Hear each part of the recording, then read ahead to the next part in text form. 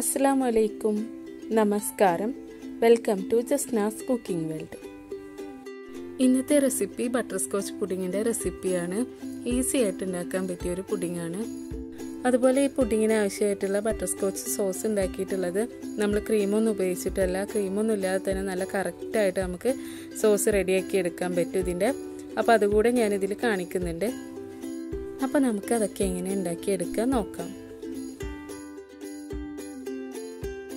അപ്പോൾ butterscotch pudding ഉണ്ടാക്കാനായിട്ട് ഞാനൊരു 10 സ്ലൈസ് ബ്രെഡ് എടുത്ത് വെച്ചിട്ടുണ്ട്. അതിൻ്റെ ഈ സൈഡ് ഭാഗമെല്ലാം ഒന്ന് കട്ട് ചെയ്ത് മാറ്റിയിട്ട് ഇതുപോലെ ഒന്ന് കട്ട് ചെയ്ത് വെച്ചിട്ടുണ്ട്. ഒരു ബ്രെഡിനെ ഞാൻ രണ്ടാക്കിയിട്ട് കട്ട് ചെയ്തെടുത്ത് വെച്ചിട്ടുണ്ട്.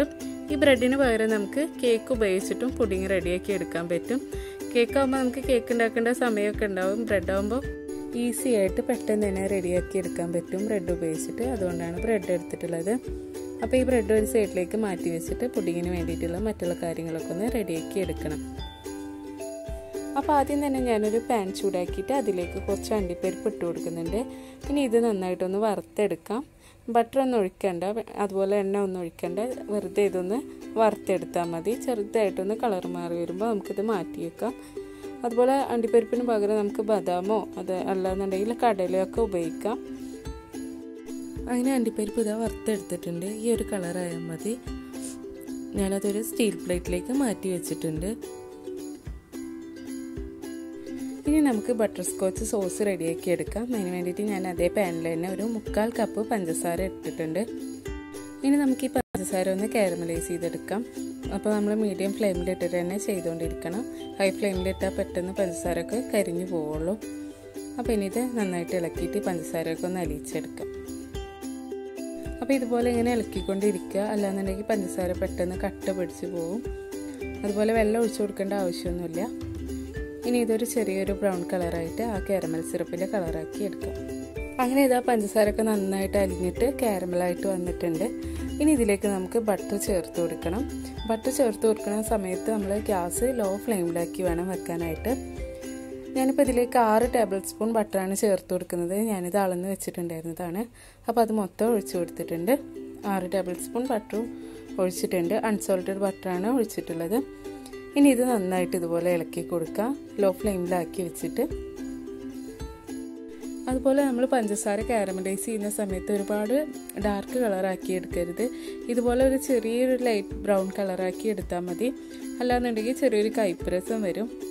അങ്ങനെ പഞ്ചസാരയും ബട്ടറൊക്കെ നന്നായിട്ട് മിക്സാക്കി വെച്ചിട്ടുണ്ട്. ഇത് നമ്മൾ ബട്ടർസ്കോച്ച് സോസ് റെഡിയാക്കി എടുക്കാനാണ്. അപ്പോൾ അതിന് മുൻപായിട്ട് നമ്മൾ ഇതിൽ നിന്ന് കുറച്ചെടുത്തിട്ട് ഈ അണ്ടിപ്പരിപ്പ് നേരത്തെ വറുത്ത് വെച്ച അണ്ടിപ്പരിപ്പിലേക്ക് ഒഴിച്ചു കൊടുക്കണം. എന്നിട്ട് ഈ കാരമൽ സിറപ്പ് ഈ അണ്ടിപ്പരിപ്പിൻ്റെ എല്ലാ സൈഡിലേക്കും ആക്കി കൊടുക്കണം. ഇതുപോലെ ഒരു സ്പൂൺ ഉപയോഗിച്ചിട്ട് ഇതുപോലെ നന്നായിട്ട് മിക്സാക്കി വെച്ചാൽ മതി.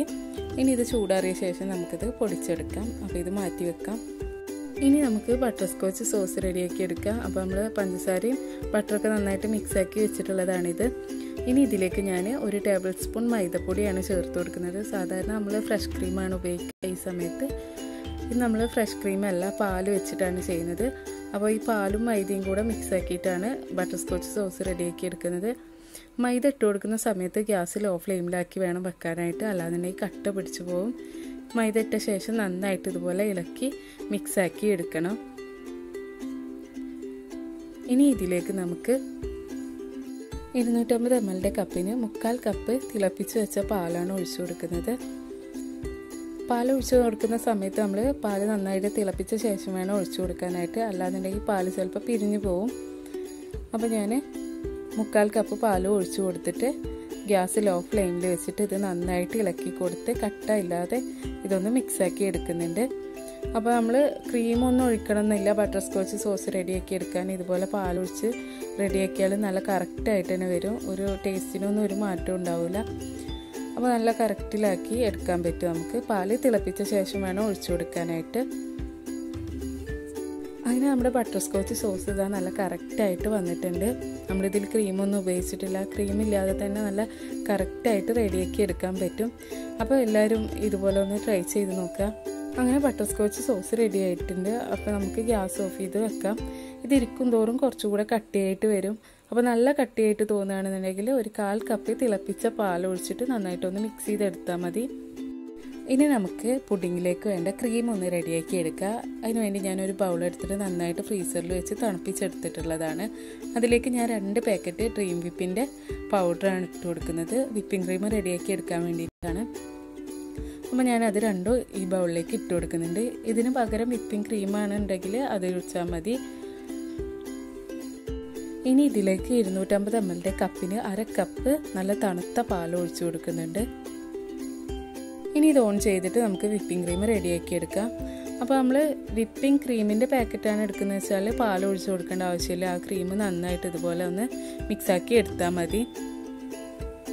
അതുപോലെ നമ്മൾ വിപ്പിംഗ് ക്രീം റെഡിയാക്കി എടുത്ത ബൗൾ നന്നായിട്ട് ഫ്രീസറിൽ വെച്ച് ഇതുപോലെ തണുപ്പിച്ചെടുത്ത ശേഷം റെഡിയാക്കുകയാണെങ്കിൽ വിപ്പിംഗ് ക്രീം പെട്ടെന്ന് തന്നെ റെഡിയാക്കി എടുക്കാൻ പറ്റും. പിന്നെ നമ്മളിതിൽ പഞ്ചസാര മിൽക്ക് മെയ്ഡൊന്നും ചേർത്ത് കൊടുക്കേണ്ട ആവശ്യമില്ല വിപ്പിംഗ് ക്രീം റെഡിയാക്കുന്ന സമയത്ത്. കാരണം നമ്മൾ ഇതിലിനി ബട്ടർസ്കോച്ച് സോസ് റെഡിയാക്കി വെച്ചത് ഒഴിച്ചു കൊടുക്കും. ഈ വിപ്പിംഗ് ക്രീം ഒന്ന് റെഡിയാക്കിയ ശേഷം പിന്നെ ഓൾറെഡി ഇത് മധുരം ഉണ്ടാവും. ഈ വിപ്പിംഗ് ക്രീമിൻ്റെ ഈ പൗഡറിനും മധുരം ഉണ്ട്. വിപ്പിംഗ് ക്രീം ആണെങ്കിലും ചെറിയൊരു മധുരം ഉണ്ടാവും. അപ്പോൾ പിന്നെ എക്സ്ട്രാ നമ്മൾ ഷുഗറൊന്നും ചേർക്കണ്ട. കാരണം നമ്മൾ ബട്ടർസ്കോച്ച് സോസ് ആഡ് ചെയ്യാനുള്ളതാണ്. അങ്ങനെ നമ്മൾ വിപ്പിംഗ് ക്രീം ഏകദേശം റെഡിയായി വന്നിട്ടുണ്ട്. ഒരു 6 മിനിറ്റ് കൊണ്ട് തന്നെ ഞാനിത് റെഡിയാക്കി എടുത്തിട്ടുണ്ട്. ഇനി നമുക്കിത് ഓഫ് ചെയ്യാം. ഇനി ഇതിലേക്ക് നമ്മൾ നേരത്തെ റെഡിയാക്കി വെച്ച ബട്ടർസ്കോച്ച് സോസ് ഉണ്ടല്ലോ അപ്പോൾ ഇതിന് നമുക്ക് പകുതി ബട്ടർസ്കോച്ച് സോസ് ഈ ക്രീമിലേക്ക് ഒഴിച്ചു കൊടുക്കാം. നമ്മൾ ബട്ടർസ്കോച്ച് സോസ് ഒഴിച്ചു കൊടുക്കുന്ന സമയത്ത് ബട്ടർസ്കോച്ച് സോസ് നന്നായിട്ട് ചൂടാറിയ തണുത്ത ശേഷം വേണം ചേർത്ത് കൊടുക്കാൻ ക്രീമായിട്ട്. ഒരിക്കലും ചൂടോട് കൂടിയിട്ട് ക്രീമിലേക്ക് ചേർത്ത് കൊടുക്കരുത്. അപ്പോൾ പകുതി മാത്രം ചേർത്ത് കൊടുത്താൽ മതി. അതുപോലെ നമ്മൾ നേരത്തെ റെഡിയാക്കി വെച്ച കാരമൽ നട്ട്സ് ഒന്ന് ക്രഷ് ചെയ്തിട്ട് അതിൽ നിന്ന് കുറച്ച് ക്രീമിലേക്ക് ചേർത്ത് കൊടുക്കണം. അപ്പം ഞാൻ ഇതുപോലെ ഒരു ഇടിക്കല്ലെടുത്തിട്ടാണ് ഒന്ന് ക്രഷ് ചെയ്തെടുക്കുന്നത്. ഒരുപാട് പൊടിച്ചെടുക്കരുത്, ജസ്റ്റ് ഒന്ന് ക്രഷ് ചെയ്തെടുത്താൽ മതി. മിക്സിയിലിട്ടിട്ടൊന്നും ചെയ്യണ്ട. മിക്സിയിലിട്ടാൽ അത് ഫൈനായിട്ട് പൊടിഞ്ഞു പോകും. അപ്പോൾ ഇതുപോലെ ഒന്ന് പൊടിച്ചെടുത്താൽ മതി. അങ്ങനെ ഇതുപോലെ ഒന്ന് പൊടിച്ച് വെച്ചിട്ടുണ്ട്. ഇനി ഇതിൽ നിന്നൊരു പകുതി നമുക്ക് ഈ ക്രീമിലേക്ക് ചേർത്ത് കൊടുക്കാം. അപ്പോൾ ഞാൻ പകുതി മാത്രമാണ് ഇപ്പോൾ ചേർത്ത് കൊടുക്കുന്നത്. ബാക്കി നമുക്ക് ലാസ്റ്റിലേക്ക് മാറ്റി വെക്കാം. ഇനി ഈ ക്രീം നന്നായിട്ടൊന്ന് മിക്സാക്കി എടുക്കുക. ഈ ബട്ടർസ്കോച്ച് സോസും ഈ നട്ട്സും ക്രീമൊക്കെ കൂടെ ഒന്ന് ഇതുപോലെ ഒരു തവി വെച്ചിട്ട് നന്നായിട്ടൊന്ന് മിക്സാക്കി എടുത്താൽ മതി. അപ്പോൾ ഇതുപോലെ ഞാൻ മിക്സാക്കി വെക്കുന്നുണ്ട്. ഇനി നമുക്ക് പുഡിംഗ് ഒന്ന് സെറ്റ് ചെയ്തെടുക്കുക. അപ്പോൾ നമ്മൾ നേരത്തെ റെഡിയാക്കി വെച്ച ബട്ടർസ്കോച്ച് സോസിൻ്റെ ബാക്കി ഉണ്ടല്ലോ, അത് നന്നായിട്ട് കട്ടിയായിട്ട് ഇരിക്കുകയായിരുന്നു. അപ്പോൾ ഞാൻ അതിലേക്ക് 250 ml കപ്പിന് ഒരു 1/4 കപ്പ് നല്ല ചൂടുള്ള പാൽ ഒഴിച്ചിട്ട് അതൊന്ന് ചെറുതായിട്ടൊന്ന് കട്ടി കുറച്ചെടുത്തിട്ടുണ്ട്. ഇനി ഈ ബട്ടർസ്കോച്ച് സോസിൽ നമ്മൾ നേരത്തെ കട്ട് ചെയ്ത് വെച്ച ബ്രെഡ് ഉണ്ടല്ലോ, അത് ഇതുപോലെ 2 സൈഡും ഈ സോസിലൊന്ന് ഡിപ്പ് ചെയ്തിട്ട് ഇതുപോലെ ഒരു പുഡിംഗ് ട്രേയിലേക്ക് വെച്ച് കൊടുക്കാം. അപ്പോൾ ഇതുപോലെ ഞാൻ എല്ലാം ചെയ്യുന്നുണ്ട്. അങ്ങനെ ഒരു സെറ്റ് ബ്രെഡ് ഞാൻ ഈ ബട്ടർസ്കോച്ച് സോസിൽ ഡിപ്പ് ചെയ്തിട്ട് ഇതുപോലെ ഒരു പുഡിംഗ് ട്രേയിലേക്ക് വെച്ച് കൊടുത്തിട്ടുണ്ട്. എന്നിട്ട് അതിൻ്റെ മുകളിൽ നമ്മൾ നേരത്തെ റെഡിയാക്കി വെച്ച കാരമൽ നട്ട്സ് ഉണ്ടല്ലോ, അത് കുറച്ച് ഇതുപോലെ ഇട്ട് കൊടുക്കുന്നുണ്ട്. ഇനി ഇതിൻ്റെ മുകളിലായിട്ട് നമ്മൾ നേരത്തെ റെഡിയാക്കി വെച്ച വിപ്പിംഗ് ക്രീം ഉണ്ടല്ലോ, ബട്ടർസ്കോച്ച് സോസും നട്ട്സൊക്കെ ഇട്ടിട്ടുള്ള വിപ്പിംഗ് ക്രീം, അതിൽ നിന്നൊരു പകുതി ഇതിൻ്റെ മുകളിലായിട്ട് വെച്ച് കൊടുക്കുന്നുണ്ട്. അങ്ങനെ ക്രീം എല്ലാ സൈഡിലും ആക്കി വെച്ച ശേഷം ബാക്കിയുള്ള ബ്രെഡും ബട്ടർസ്കോച്ച് സോസിലൊന്ന് മുക്കിയിട്ട് ഈ ക്രീമിൻ്റെ മുകളിലായിട്ട് വെച്ച് കൊടുക്കുന്നുണ്ട്.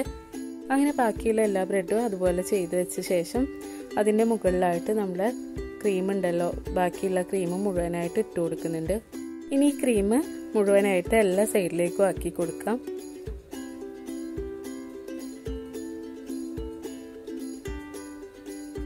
അങ്ങനെ ക്രീം എല്ലാ സൈഡിലും ആക്കിയിട്ട് ഒന്ന് ഒപ്പാക്കി വെച്ച് കൊടുത്തിട്ടുണ്ട്. ഇനി ഇതിൻ്റെ മുകളിലായിട്ട് ഞാൻ കുറച്ച് ബട്ടർസ്കോച്ച് സോസ് ബാക്കിയുണ്ട്, അതൊന്ന് ഒഴിച്ചു കൊടുക്കുന്നുണ്ട് ഒരു സ്പൂൺ ഉപയോഗിച്ചിട്ട്. അപ്പം ഞാൻ ബാക്കിയുള്ള ബട്ടർസ്കോച്ച് സോസ് ഇതിൻ്റെ മുകളിൽ ഒരു ഭംഗിക്ക് വേണ്ടി ഒഴിച്ചു കൊടുത്തതാണ്. ഇത് നിർബന്ധമൊന്നുമില്ല. എന്നിട്ട് ഇതുപോലെ ഒന്ന് ഡിസൈൻ ചെയ്ത് കൊടുക്കുന്നുണ്ട്. ഇങ്ങനെ ചെയ്യണമെന്നൊന്നുമില്ല, ഞാൻ കുറച്ച് ബാക്കി ഉണ്ടായിരുന്നത് ഇതിൻ്റെ മുകളിലായിട്ട് ഒഴിച്ചു കൊടുത്തിട്ടുള്ളതാണ്. അതിനുശേഷം നമ്മൾ നേരത്തെ മാറ്റി വെച്ച നട്ട്സ് ഉണ്ടല്ലോ, അത് ഇതിൻ്റെ എല്ലാ സൈഡിലായിട്ട് ഇതുപോലെ ഇങ്ങനെ ഇട്ട് കൊടുക്കാം. അപ്പോൾ ഞാൻ എല്ലാ സൈഡിലായിട്ട് ഇട്ട് കൊടുക്കുന്നുണ്ട്. അങ്ങനെ നമ്മുടെ ബട്ടർസ്കോച്ച് പുഡിംഗ് ഇത് റെഡിയാക്കി എടുത്തിട്ടുണ്ട്.